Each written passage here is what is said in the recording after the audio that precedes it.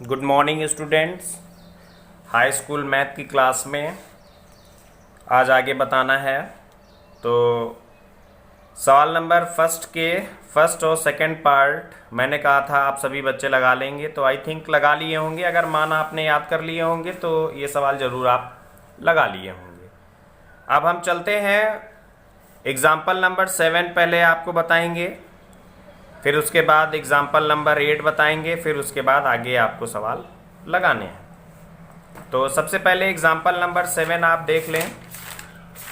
ये एग्जाम्पल्स आपको फेयर नहीं उतारने हैं, एग्जाम्पल्स केवल आप अच्छे से लगा लें और समझ लें। कई बार लगाने की कोशिश करें बगैर देखे हुए। तो यहाँ पर एग्जाम्पल दे रखा है, एक त्रिभुज PQR है जिसमें Q 90 डिग्री समकोण है दिया है, PQ 3 सेंटीमीटर और PR यानी कर्ण 6 सेंटीमीटर है।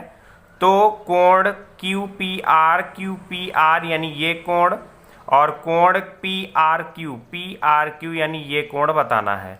तो हम यहां पर तो देखिए एग्जाम्पल नंबर 7, ये एक त्रिभुज बना हुआ है, ये 90 डिग्री का एंगल है, ये आपका Q है, ये P है और ये R है। आपको इसमें ये कोण थीटा और ये कोण फाई हम मान लेते हैं। तो यहाँ पर आप देखिए, अगर यहाँ पर हम थीटा से देखें, अगर हम न्यून कोण, ध्यान दीजिएगा, न्यून कोण थीटा के लिए देखें तो ये आपका 3 सेंटीमीटर कहा है और ये आपका 6 सेंटीमीटर कहा है। तो न्यून कोण थीटा के लिए ये दोनों ही न्यून कोण होंगे। भाई ये समकोण है तो ये दोनों न्यून कोण होंगे। अब हम थीटा के लिए देखते हैं, ठीक है, हमने इसको थीटा मान लिया है। तो थीटा के लिए अगर हम देखें तो ये लंब 3 सेंटीमीटर है और इस थीटा के लिए ये कर्ण आपका कितना है, 6 सेंटीमीटर है। तो लाल बटे कक्का यहाँ पे कर लेंगे, लाल बटे कक्का। तो अब आप देखिए लंब और कर्ण में रिलेशन किस में होता है, साइन में। लंब बटा कर्ण साइन के लिए होता है और कोसेक के लिए भी होता है, लेकिन आप साइन कॉस टेन जो स्टार्टिंग के 3 होते हैं उसको आप देखिए। तो यहाँ पर साइन थीटा बराबर लंब बटे कर्ण लिखा जा सकता है। तो लंब आपका 3 है और कर्ण कितना है, 6 है। 3 एकम 3, 3 दूना 6, 1/2 बचा। तो sine theta is equal to 1/2 है। तो साइन में किसका मान 1/2 होता है, साइन 30 का मान याद कर लीजिए। साइन 30 का मान 1/2 होता है। तो साइन और साइन हट जाएंगे, थीटा बराबर कितना आ जाएगा, 30 डिग्री। तो ये थीटा का मान पता चल गया, ये थीटा का आंसर हो जाएगा। अब यहां पर न्यून कोण किसके लिए, न्यून कोण फाई के लिए देखिए। न्यून कोण अगर फाई के लिए देखा जाएगा तो अगर हम इस कोण को देखें तो आपको बताया था कि सामने वाली भुजा लंब होती है। तो ये लंब हो जाएगी इस कोण के लिए, फाई के लिए ये लंब हो जाएगी। तो ये आधार यानी a बराबर 3 और कर्ण वही होता है 6। तो अब लाल बटे कक्का से अगर आप देखें तो आधार और कर्ण में रिलेशन ये देखिए, आधार बटा कर्ण कॉस के लिए होता है। तो यानी cos theta is equal to आधार बटा कर्ण। आधार कितना है आपका, 3 है और कर्ण कितना है, 6 है। 3 एकम 3, 3 दूना 6, 1/2। तो cos theta is equal to 1/2। तो कॉस में किसका मान 1/2 होता है, कॉस 60 का मान याद कर लीजिए। मान कॉस 60 का मान 1/2 होता है। कॉस और कॉस हट जाएगा, थीटा नहीं, यहाँ फाई होगा, सॉरी, क्योंकि हम फाई के लिए ले रहे हैं ना। तो कॉस फाई। तो यहाँ पर कॉस और कॉस हट जाएगा तो phi is equal to 60 degree. तो ये देखिए ये दोनों कोण आपको पता चल गए, एक 30 है और दूसरा 60 है। ये देखिए इन्होंने 30 और 60 निकाला है। हमने इसको थीटा मान लिया है और इसको क्या मान लिया है, फाई मान लिया है। तो यानी कोण PRQ ये आपका कितना आया है, PRQ 30 आया है ना। तो यानी PRQ ये थीटा हो गया, थीटा बराबर 30 और ये दूसरा क्या हो गया, फाई। ओके, फाई बराबर 60। ये कैसे आया है मैंने ये आपको बताया, इन्होंने डायरेक्ट कर दिया है। ठीक है, तो इस मेथड से इसको आप समझ लें। फिर उसके बाद आ जाते हैं एग्जाम्पल नंबर 8 में। ये इंपॉर्टेंट है, इसको देख लेंगे। एग्जाम्पल नंबर 7 बहुत अच्छे से लगा लेंगे। अब आ जाइए एग्जाम्पल नंबर 8 में। देखिए, यदि a minus b is equal to 1/2 और cos a plus b is equal to 1/2, तो a प्लस बी इज यानी a प्लस बी जो है वो 0 से बड़ा है और 90 के बराबर या 90 से छोटा है। ठीक है, तो a is greater than b, तो a और b के मान बताइए। तो ये सब चीजें आपको देखने की जरूरत नहीं होती है, केवल जो दे रखा है और किसका मान बताना है इस पर आपका ज्यादा फोकस होना चाहिए। तो किस तरीके से इस सवाल को इन्होंने लगाया है देखिए एग्जाम्पल में। तो एग्जाम्पल नंबर 8 इधर आप देख लीजिए। एग्जाम्पल नंबर 8 किस तरीके से इन्होंने दिया है, क्या दिया है पहले ये नोट कर लो। तो sine a minus b is equal to half ये दिया है, और cos a plus b is equal to half ये दिया हुआ है। तो हम क्या करते हैं कि पहले इधर से देखिए, तो sine a minus b is equal to, sine में किसका मान 1/2 होता है, अभी मैंने इसी में बताया है, साइन 30 का मान, तो यानी साइन 30 डिग्री। तो साइन और साइन दोनों पक्ष में हट जाएंगे, कभी इनको काट मत देना, केवल आपको हटा देना है बस, ये कटते नहीं हैं।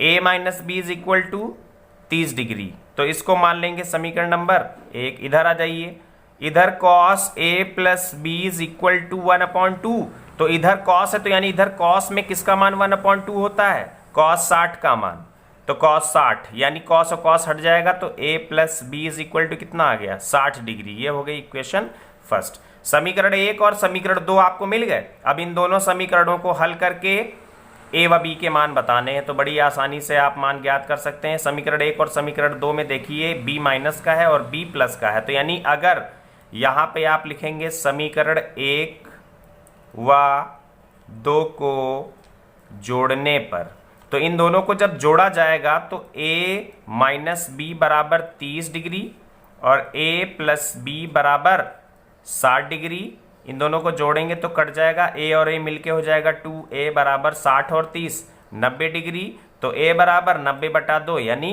45 डिग्री। a का मान कितना आ गया 45। अब इस a का मान चाहे इसमें रख दो चाहे इसमें रख दो, तो लिख दो a का मान समीकरण 2 में रख दो। समीकरण 2 में रखने पर, तो समीकरण 2 में 45 रखेंगे, इधर 45 प्लस b बराबर 60 डिग्री, तो b बराबर 60 माइनस का 45 उधर जाएगा, तो b बराबर कितना आ गया 45, 60 में 45 घट जाएगा 15 डिग्री, तो b बराबर 15 डिग्री। a बराबर 45 और b बराबर 15, ये इसका आंसर हो गया। ये देखिए सवाल लगा हुआ है, a बराबर 45 और b बराबर 15। तो एग्जाम्पल्स आपको सारे देखने हैं, इसलिए मैं एग्जाम्पल्स पे ज़्यादा फोकस करता हूँ, क्योंकि एग्जाम्पल्स अगर अच्छे से समझ में आ जाएंगे तो एक्सरसाइज में इतनी ज़्यादा मेहनत आपको नहीं करनी पड़ेगी, बड़ी आसानी से सवाल लगते चले जाएंगे। ओके, तो एक्सरसाइज 8.2 में ये 2 सवाल मैंने कल आपको बता दिए थे। अब आगे के सवालों को आप देखिए, एक सवाल नंबर 3, सवाल नंबर 4 और सवाल नंबर 5। तो इसमें केवल क्या करना है कि अगर आपको मान याद है तो मानों को रखते जाइए, कैलकुलेट करिए, जो आएगा वो आंसर होगा। बहुत ही आसान सवाल है, देख लीजिए किताब में। तीसरा सवाल आप देखिए, cos 45 डिग्री बटे sec 30 प्लस cosec 30। तो मान याद होंगे तो रख दो, सॉल्व हो जाएंगे। तो सवाल उतारते हैं, cos 45 डिग्री बटे sec 30 degree plus cosec 30 degree. तो अब इन मानों को कैसे किस तरीके से लिखना है, तो सबसे पहले हम क्या करते हैं कि इन मानों को लिख लेते हैं, फिर सवाल में रखेंगे। तो cos 45 का मान कितना होता है 1/√2। उसके बाद sec 30 का मान आपको मालूम है कि sec जो होता है वो कॉस का अपोजिट होता है। तो अगर कॉस 30 का मान मालूम चल जाए तो उसका रेसिप्रोकल यानी व्युत्क्रम जो होगा वो सेक 30 होगा। तो यानी कॉस 30 का मान अंडर रूट 3/2, तो यहां पर सेक 30 का मान 2/√3 हो जाएगा। फिर इसके बाद कॉसेक 30 का मान, तो कॉसेक 30 का मान आप तभी लिख पाएंगे जब आपको साइन 30 का मान मालूम होगा, और साइन 30 का मान 1/2, तो कॉसेक का 2/1 यानी केवल 2 लिख सकते हैं। तो तीनों मान आपको पता चल गए। तो इन तीनों मानों को ज्ञात करने के लिए जो साइन, कॉस और टेन में होते हैं उन मानों को याद रखें, तो उसी के व्युत्क्रम रेसिप्रोकल यानी वो लिख लें। जैसे यहां सेक 30 का मान चाहिए था, तो सेक 30 का मान आपको मालूम है कि कॉस 30 का रेसिप्रोकल होता है, तो कॉस 30 का मान आप याद रखें, पलट दें, वही हो जाएगा सेक 30 का। ओके, फिर कॉसेक 30 के लिए साइन 30 का मान आना चाहिए, साइन 30 का मान 1/2 होता है, तो पलट जाएगा 2/1, लेकिन लिखते तो केवल 2 ही हैं, अपॉन में 1 तो सभी संख्याओं में होता है। अब इन तीनों मानों को यहां पे रखते हैं। कॉस 45 1/√2, अपॉन में आ जाइए सेक 30 का मान 1/(सेक30) 2/√3 प्लस कॉसेक 30 का मान 2 रख दिया। 2 के नीचे अपॉन में 1 होता है, तो 1/√2 अपॉन में इन दोनों का एलसीएम ले लेंगे तो √3, तो √3 से √3 कट जाएगा, 1 आएगा, 1 का 2 में गुणा करेंगे 2 प्लस 1/√3 क्या करते हैं, पहले से भाग देते हैं ना, तो √3 को 1 से अगर भाग दिया जाएगा तो √3 ही आएगा, √3 का 2 में गुणा करेंगे तो 2/3। अब 1/√2 और ये पलट जाएगा √3/2 प्लस 2/3, ये आ गया। अब इसमें आप चाहें तो √3 का गुणा करके भी चेंज कर सकते हैं, या √2 का गुणा करके भी कर सकते हैं। तो क्या करिए कि √2 से गुणा और √2 से भाग दे दीजिए, तो देखिए थोड़ा सा क्या आ जाएगा, दोनों समान करणीय है तो गुणा हो जाएगा, 3 दूना 6, √6/√2 का गुणा 2 और ब्रैकेट में 2 प्लस 2/3। तो ये भी आप आंसर लिख सकते हैं। इसमें आंसर कई तरीके से आ सकता है, ज़रूरी नहीं है कि पीछे जो आंसर दिया हुआ है वही सही है। अब इसमें अगर हम √3 और √3 का गुणा करते तो दूसरा रिजल्ट आता। तो ये कुल मिला के ये इसका आंसर हो जाएगा। ऐसे ही आपको लिख लेना है, मान सही रखने चाहिए। फिर आगे ये देखिए, यहाँ पर चौथे में सभी मान है, प्लस और माइनस का निशान लगा के ऊपर अंश में एलसीएम और नीचे हर में एलसीएम लेके इसको आप कैलकुलेट कर सकते हैं। फिर इसी में आगे ये देखिए 5वें सवाल में जो स्क्वायर में है, जो मान होते हैं उनका स्क्वायर रख के आप कर सकते हैं। तो यहाँ पर अब मैं 5वां सवाल आपको बता दूं, थोड़ा सा बड़ा है। तो 5 cos square 60 degree plus 4 sec square 30 degree minus का 10 स्क्वायर 45 डिग्री बटे sine square 30 degree plus cos square 30 degree. तो यहाँ देखिए नीचे तो ये सर्वसमीका ही हो गई, sine square theta plus cos square theta. Theta देखिए दोनों में 30 और 30 है, तो यानी अगर मान भी रखोगे 1/2 का स्क्वायर 1/4 प्लस √3/2 यानी 3/4 करके करोगे तो 1 आ जाएगा। तो रिजल्टेंट इसका 1 ही आएगा मान रखने के बाद भी, तो इसलिए ये सर्वसमीका से इसको पहले ही 1 कर देते हैं। तो यहां नीचे लिख देंगे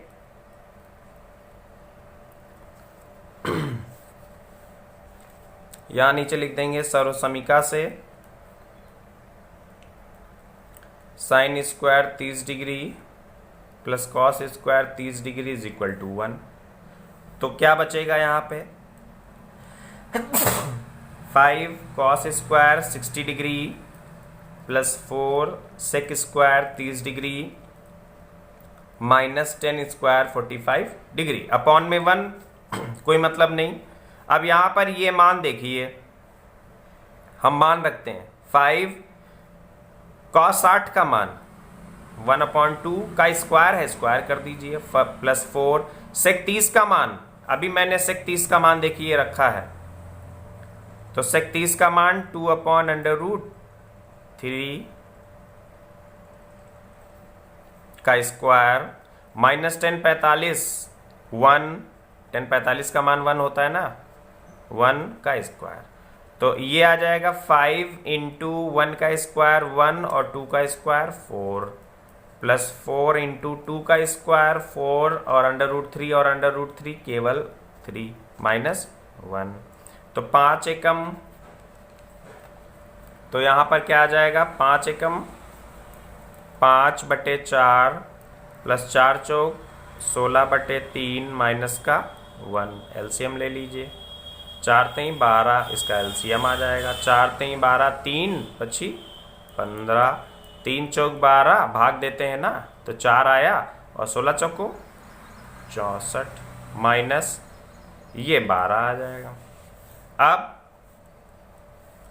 तो कितना बचेगा, ये 15 में 12 चला जाएगा, बचेगा 3 और 64 और 3 67/12, ये इसका आंसर हो जाएगा।